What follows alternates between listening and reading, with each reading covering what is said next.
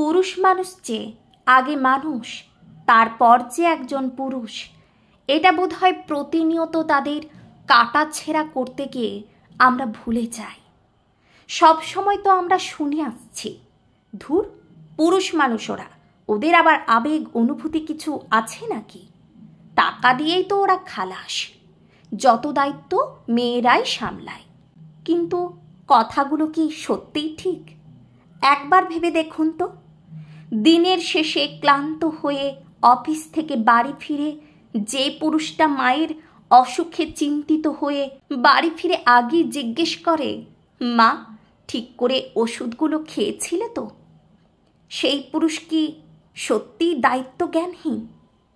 বাবার চশমার কাঁচটা ভেঙে গেছে দেখে যে সন্তান নিজের পুরনো হয়ে যাওয়া অফিসের জুতোটা পাল্টানোর কথা ভুলে দোকানে গিয়ে বাবার চশমাটা রিপেয়ার করতে দিয়ে আসে, সেই পুরুষটা কি খুব আত্মকেন্দ্রিক হয়? দুপুরের টিফিনে মাছটা আজ অসাধারণ টেস্ট হয়েছিল জানো তো, কথাটা বলে অফিসের হাজারো ব্যস্ততায় যে পুরুষটি স্ত্রীকে একটা ফোন করে তার মুখে হাসি ফোটাতে ভোলে না, কিংবা তোমার মাইগ্রেন আছে, সময় মতো খেয়ে নিও তুমি, বলা পুরুষটা কি সত্যি খুব আত্মভোলা হয়? স্ত্রীর মায়ের অপারেশনে যে জামাই অফিস থেকে বসের চোখ রাঙানি উপেক্ষা করেও দুদিন এক্সট্রা ছুটি নিয়ে রাত দিন হসপিটালে বসে থাকে, সেই পুরুষটাও কি শুধু নিজেরটাই ভাবে? বাচ্চার প্রচণ্ড জ্বরে যে বাবা অসহ্য কষ্টে সারা রাত ঘুমোতে পারে না, সেই পুরুষটা কি সত্যিই খুব ঘুম কাতুরে হয়? কাল ম্যাথ এক্সাম আছে না তোর, তাড়াতাড়ি খাতা নিয়ে আমার কাছে এসে বস, সলভ করে দিয়ে কটা ইম্পর্টেন্ট অঙ্ক। হিসেব মেলাতে মেলাতে ক্লান্ত হয়ে যাওয়া বাবাটিও নিজের সন্তানের ভালোর জন্য আবারও হিসেব কষতে বসে পড়ে। আচ্ছা, সেই পুরুষটাও কি খুব অলস হয়?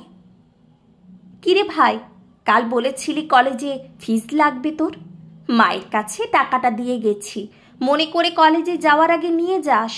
ভাইয়ের প্রতি নিরন্তর কর্তব্য পালন করে যাওয়া দাদা কি খুব স্বার্থপর হয়? বোনের বিয়ের জন্য যে পুরুষরূপী দাদা বা ভাইটা অজস্র স্বপ্ন বুনে চলে নিজের কল্পনায়, সেই পুরুষটাও কি শুধুই নিজের স্বপ্নকেই গুরুত্ব দেয়?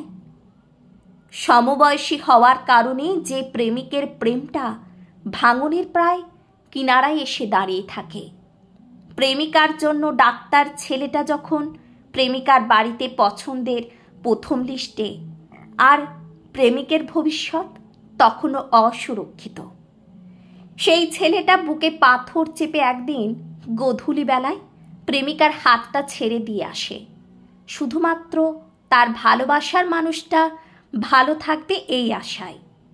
আচ্ছা, সেই প্রেমিক রূপী পুরুষটা কি সত্যিই বেঈমান হয়? রোজ ঠাকুরের কাছে যে পুরুষটি পরিবারের মঙ্গল কামনা করে, সে কি সত্যিই মেশিন হয়?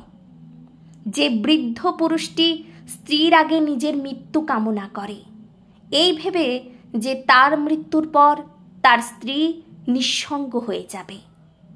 আচ্ছা, সেই বৃদ্ধ জীবন সঙ্গীটিও কি খুব স্বার্থপর হয়?